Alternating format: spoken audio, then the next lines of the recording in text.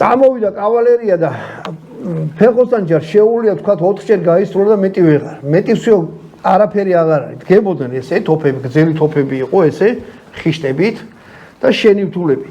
ცხენის ხო ხედავდა, ცხენი ისეთი რაღაც ცხოველი არის ადამიანები დათვალოს. წინ რაღაცა დიდი მასა იყო, თან კიდე ამ იმეებით რა ქვია.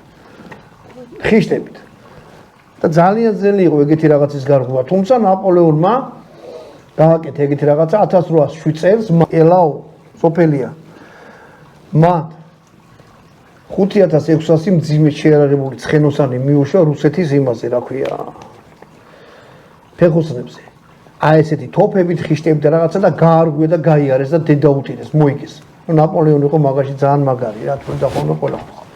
იყო კიდე ეგეთი წყობა კარე, როცა ჯარი დგებოდა 4-ვე მხარეს თოფები ქონდა გამოშვერილი და აი ესენი ეჭირა, ხიშტები, მაგის გარღვევა იყო ძალიან რთული.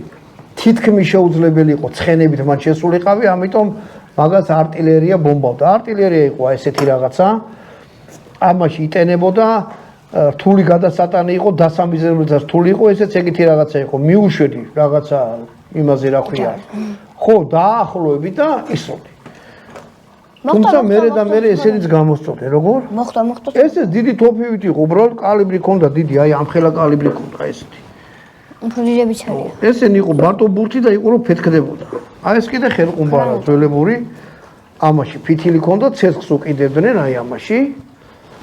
ო და გრენადერებს აქონდათ ამის სწორელები ცალკე იყვნენ და ისროდნენ და ამას აფეთქებდნენ. რა სიმძიმეა სადმაში. მოკლედ ბატონო დავით.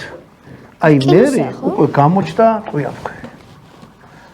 ტყვიამფრქვემა შეცვალა აბსოლუტურად ყველაფერი. ესე ვდგევარ წყობაში, მოვდივარ და რამე. ჩასაფრებული ხარ ერთ ადგილას